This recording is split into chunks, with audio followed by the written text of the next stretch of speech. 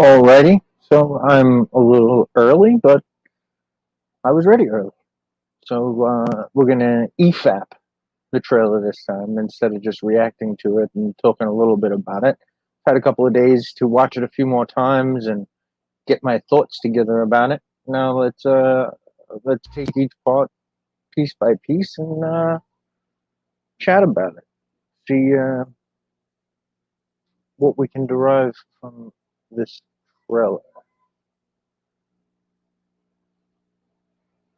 Alrighty, so let's play.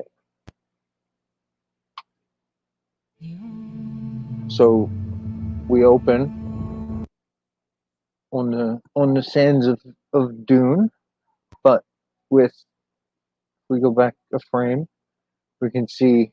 I'm not sure if this is one, two, three ornithopters. Uh, I'm guessing this is the scene where they rescue. This is where we first see uh, a worm in the books. So I'm thinking that this is that scene. Them three ornithopters flying out to go inspect a harvester. My planet Arrakis is so. Okay, so I'm definitely thinking this is a dream sequence scene because no Fremen would be caught dead out in the sun without their still suit. That's not. It's like kind of against the rules.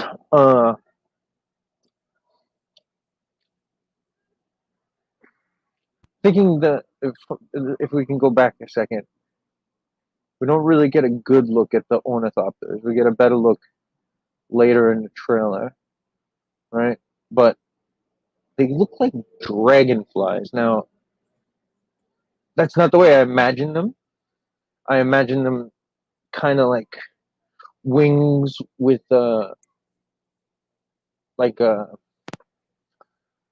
like you see the quadricopters, but with wings is what I was thinking. Positional wings, but we'll see what they look like in the actual movie. So back across the sand. My planet Arrakis is so beautiful when the sun is low. Rolling More over the sands. gorgeous cinematography. Okay, so I'm thinking this is a Harkonnen spice harvester that's about to attack, and I'm thinking these are Fremen in full desert garb. The outsiders ravage our lands in front of our eyes. Like Chani is saying, the outsiders ravage our lands. So I'm thinking that's a Harkonnen spice harvester, and this is a Fremen in full desert garb. As you can see, no skin showing. This is how a proper Fremen goes out onto the sand. Usually only by day, only by night. Fremen don't travel by day because to travel during the day, on Arrakis, the sun is your enemy. um,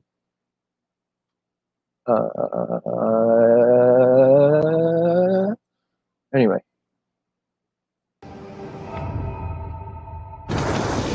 just the still suit.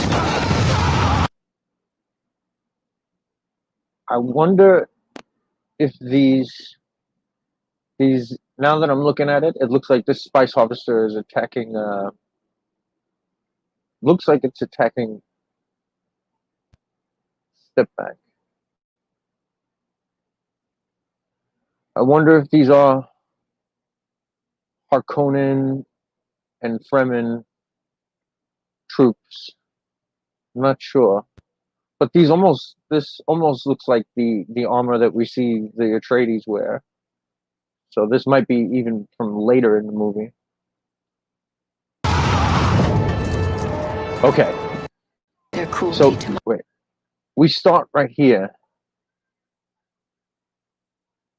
on the Beast Raban.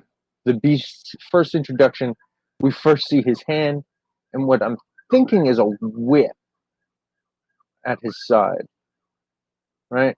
Because he's supposed to uh, trying to stay away from spoilers, trying to, but uh, the way the Harkonnens ruled Arrakis before the Atreides was harsh and brutish and under an iron fist. So I'm thinking they are introducing the Beast Raban right here and the Harkonnens all together. The showing the whip and the fist is kind of like a symbolism thing. I love this look. I love the casting. I really do. I think Dave Bautista is going to kill it as the Beast Raban. Instead of the David Lynch and the sci-fi series versions of the Beast Raban, which are like comically evil. Like none of the villains in the series, in the David Lynch or in the sci-fi series, are really taken seriously. Not in the way, certainly not in the way that they're not portrayed seriously. They're portrayed as you know just comical villains. They're the butt of many jokes and things like that. But in the books, they're conniving and brutish, ruthless, and bloodthirsty, rather than the butt of a joke and and uh, kind of just the cliched tropes of just, especially Raban. Raban is given no love. He's not treated as the truly horrifying villain that he actually is. And even though Batista's his acting chops, they were very suspect for a couple of years there, right? Like when he was just doing the the uh, the the role in Guardians of Galaxy of Drax, where he would deliver one-liners and deliver it in a very dry way. When Denis Villeneuve got a hold of him in Blade Runner 2049, I mean, none of those criticisms or suspicions hold any water to date, and I'm basing that purely on that one role, and I think he's gonna crush it as the Beast Raban. Cruelty to my people is all I've known. Now, in my reaction video, I said these were Fremen bodies. If you've watched the, if you read the book, thinking this might be another group of people from much later in the book, from much later in the movie, and these very well might not be Fremen bodies. They might be a different group of people entirely. For the sake of not spoiling it, I'll leave it at that. Now, I'll first look at a crysknife, a blooded crysknife here, right after the burning bodies, with the narration of Chani going on to go back to those burning bodies.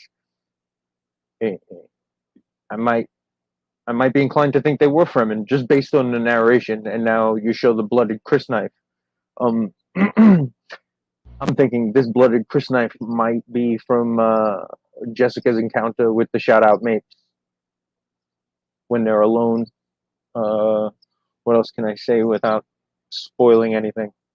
But yeah, I'm thinking this is that moment when Jessica first sees a crysknife.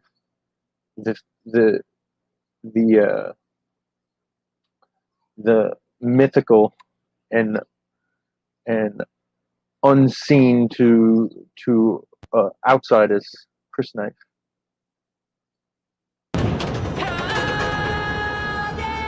What's to Now these aren't Guild Navigator ships.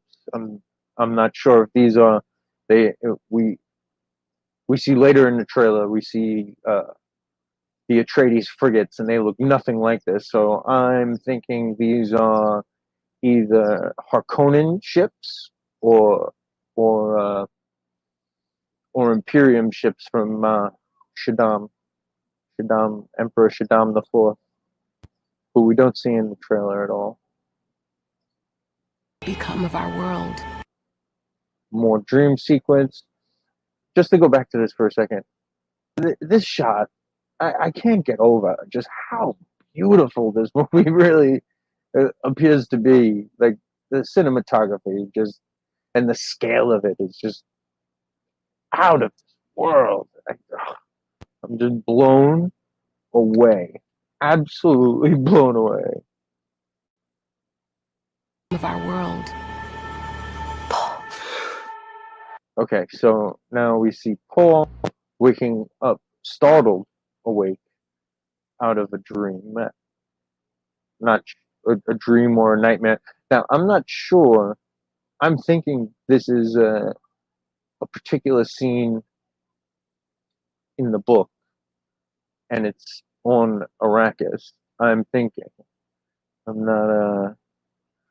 I'm not sure. This may be back on Caladan before he even meets the Reverend Mother Gaius Mohiam and meets the pain in the box.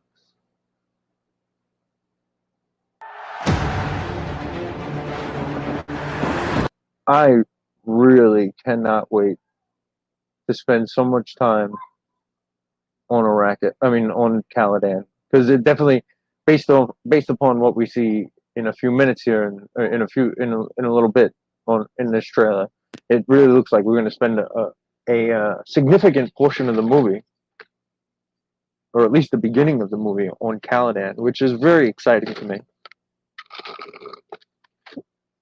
I'm thinking quite a few scenes and bits of dialogue are going to happen. Like they're not just going to make up uh, things to do on Caladan. I think they're just going to move some dialogue to Caladan rather than on the way to Arrakis, like we see in the books, or on Arrakis, like we see in the books. Like some things are going to be discussed way earlier in the movie rather than they are in the books. Like things like the Duke talking to Paul about needing telling Paul on on Caladan we ruled with air and water power, but on Arrakis we will need desert power. It's like, that's what I'm thinking. Things like that. A lot of that stuff, like the scene where Paul is learning about Dune specifically, like the worms and the climate and the ecology of the planet. That all happens in the books on the way to Arrakis, not on Arrakis. We really uh, don't spend any time on Caladan, if I remember correctly. If I remember correctly, we start off the book and they're already. No. Sorry, that's wrong. But I'm thinking a lot more is going to happen on Dune. I mean, on Caladan than than in the books.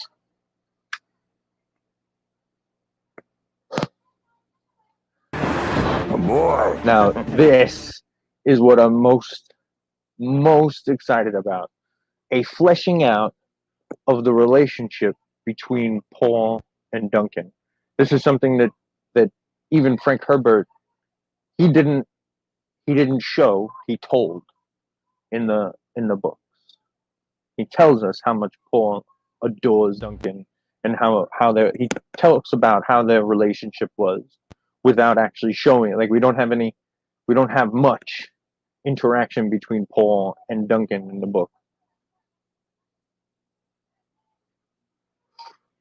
So, I'm really, really seriously like super excited to see Jason Momoa play the Swordmaster of Ginaz, Duncan, Idaho. I'm really excited. Like, a lot of people weren't excited about the casting. I heard a lot of people wanted like Oscar Isaac to play Duncan, Idaho, but I think Momoa is perfect for the role when you consider the characterization of Duncan, Idaho. Like I genuinely think that Momoa can pull this off and pull it off well. And for the book readers out there,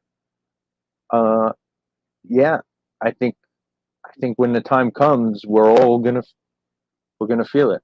We're gonna feel it pretty damn hard.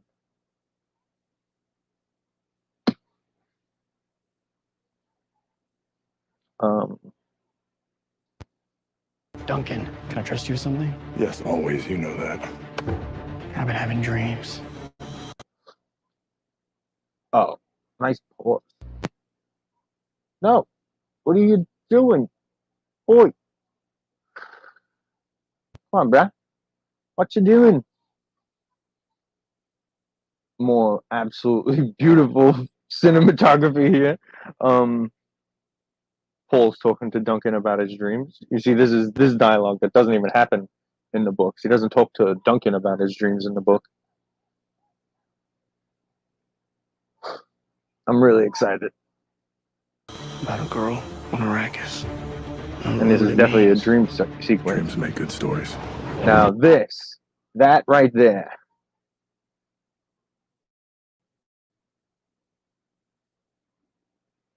The planetologist Leah Kynes, maybe. If we, I'm thinking that's who that is.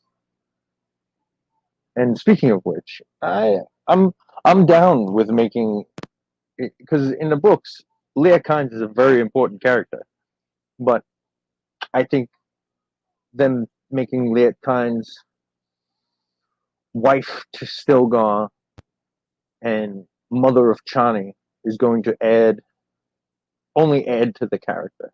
The change, this specific change from male to female in this movie adaptation, I think is a very very good change, and one that's definitely worth it.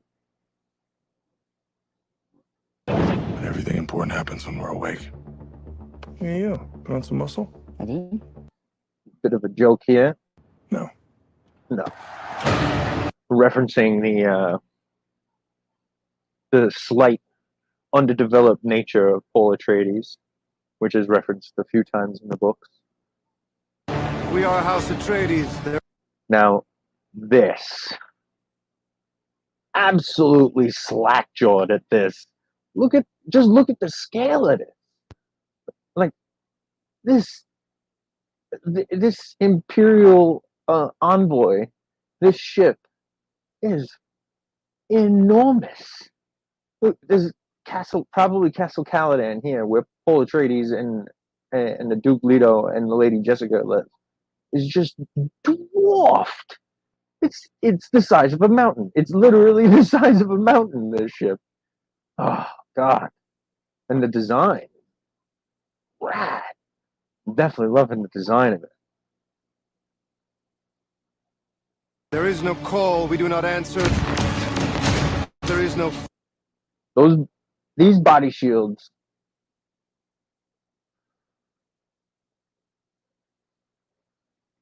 I'm excited to see all of this. Only the slow knife can penetrate the personal shield. And this bit of dialogue going on here delivered by Oscar Isaac, it just goes to further prove my faith in this movie. Like, while this dialogue doesn't happen in the book, it's written just for the movie. it is an encapsulation and of the character of Duke Leto Atreides. With just a few short lines that aren't in the book, the writers show that they understand Duke Leto, the the beloved, honorable people's ruler, man of the people that he is. I absolutely, I just love it. And again, the fight choreography looks like it's going to be out of control. I can't wait. There is no faith that we betray. Smart. The Mentat Thufir Hawat, the Master of Assassins Thufir Hawat, the Gurney Halleck, Duke Leto's right hand man.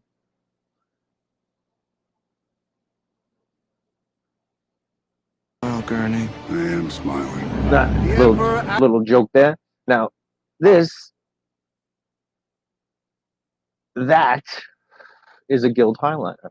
And where?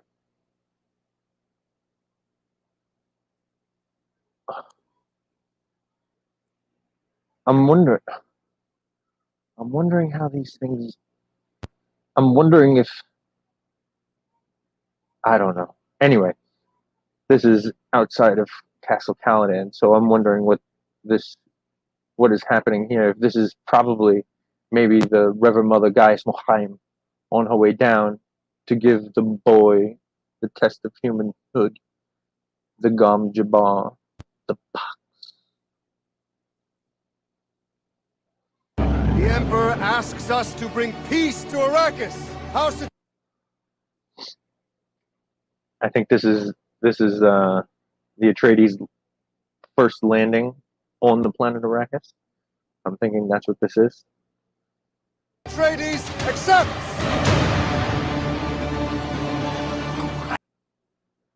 Fremen still suits. I'm wondering if this is towards the end of the movie. I know you. There's something awakening in my mind. Oh man, I cannot. A worm about to breach the sand. I cannot wait for Stellan Skarsgård. I can't wait to see him as the Baron. Once again, a character that in every other iteration, other than the books, is offhandedly treated as some comical villain. I think he's going to get a real like horror movie like depiction here, where we're all gonna love to hate this guy, and I'm here for it. I cannot wait. Close that window. Sorry about people revving their engines. The Lady Jessica with the eyes of a bod and some tribal tattoos all over her face, or markings. They're probably not actual tattoos. Probably just impermanent markings. I'm not sure if this is after she becomes a full Reverend Mother, or if I'm not sure if this is a again another dream sequence, because I don't know. I thought that I thought this book was going to end somewhere after I am a friend of Jamis. Thought it was going to end somewhere about there, but and this is possibly a dream sequence if that is the case. But if it's not, that means this movie ends probably much further along into book 2 than I thought previous. You need to face your fears. Fears potentially. Come with. Speaking of, I was a friend of Jamis. There he is. Hey, Jamis, how you doing? Ah, oh, come on. Yeah, the ornithopters are definitely dragonfly inspired, and they look gorgeous. I mean, you can't really see them all that well, but the absolute scale of Arrakeen, the city, the capital city of Arrakis, at least in the fiefdom, not to the Fremen, I'm sure it's not the capital city. They have their own capital, Siege. Now, We need to be ready. this is what leads me to believe that those ships earlier uh, are definitely not this is a better shot. So the shot earlier with the planet Arrakis in it and a few uh, oval oval shaped ships. These are, I'm thinking, uh, Atreides frigates that are unloading troops and equipment and machines of war and things of that nature. While those other ships, I'm thinking, are from the emperor's the emperor's frigates or the Harkonnen frigate. I'm not sure, but I'm pretty sure these are Atreides frigates. I'm not seeing any insignia or anything, but just in the shape and size. Now this, I wonder if these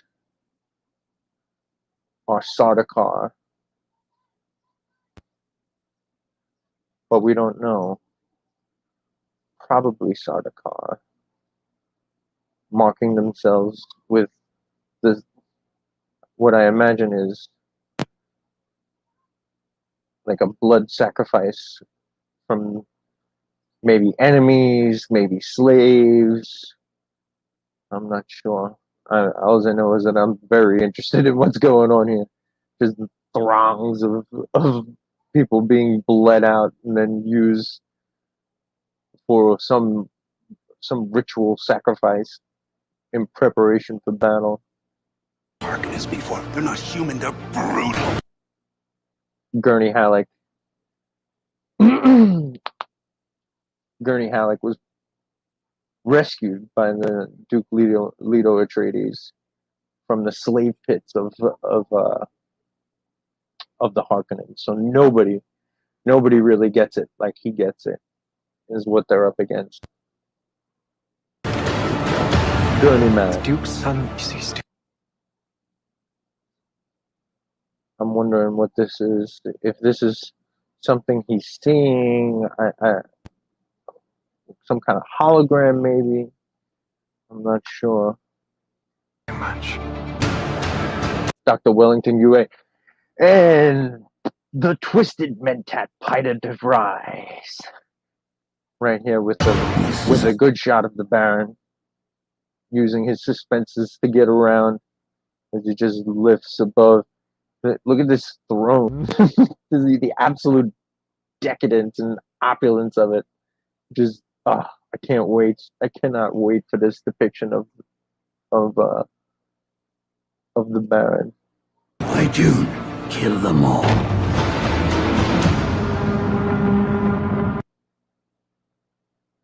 A highliner, Gurney Halleck. For the book readers, we this part of the. I'm thinking this is probably the beginning of Act 3 right here. Like, there's still plenty of movie left over, considering the Eyes of Abad on Jessica, and later in the trailer that we see on Paul. Like that's later in the trailer that when we see Paul with the Eyes of Abad. Yeah, I mean that looks to be probably towards the very very end of the. It's got to be towards the very very end of the movie if this is if they've turned it into two parts. God in heaven. Alright, here we go. There we go. Ornithopter, dragonfly wings. Look at this. This is gorgeous. Oh, and the Atreides frigates being blown to absolute hell. Get everything with guns off the ground! Go! This is an extermination. See, now I'm thinking these are Harkonnens. I'm thinking they also might be. I don't know whose suits look like what as far as except the Atreides. Like we know which ones are the Atreides. These are definitely not the Atreides. Dr. Wellington, UA. They're picking my family off one by one. Let's fight like demons. Okay. I am so excited for this scene right here.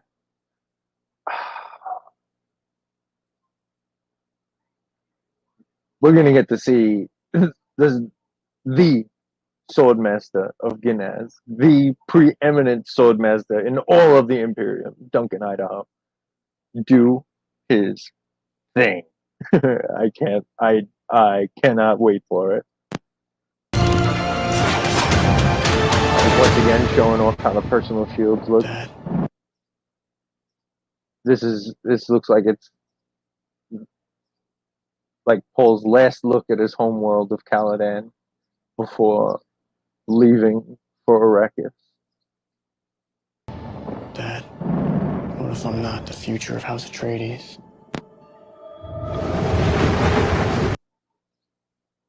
Oh, these worms look so... I'm so excited for this. But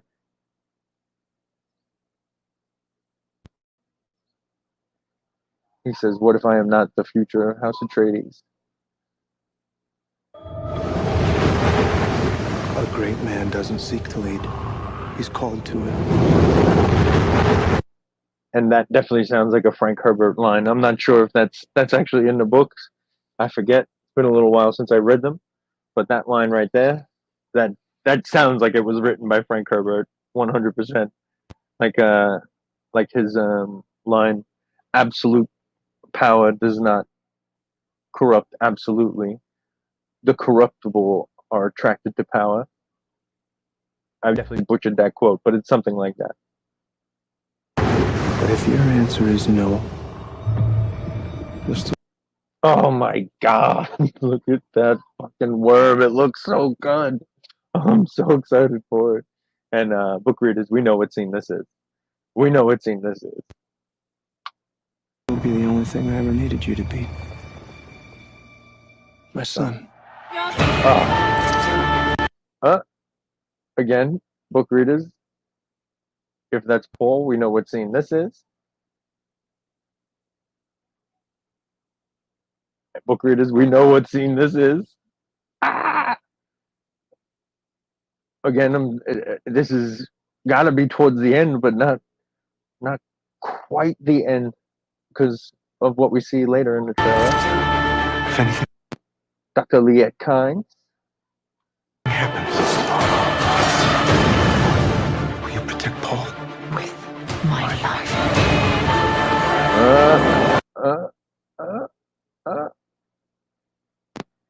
The witch uses her waiting way.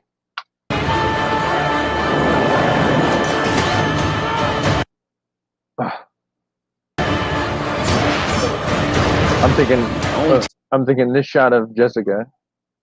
Where is it? More Duncan getting down, being a fucking badass. I love the way the shields look in this. I'm thinking this is happening while while Paul's test of humanhood is happening. I'm thinking that's what this is here. Only together can we stand a chance. Paul and his Fedakin fighting the Harkonnens.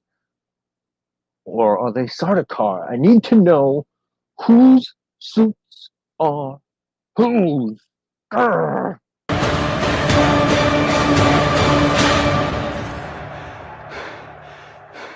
It's time.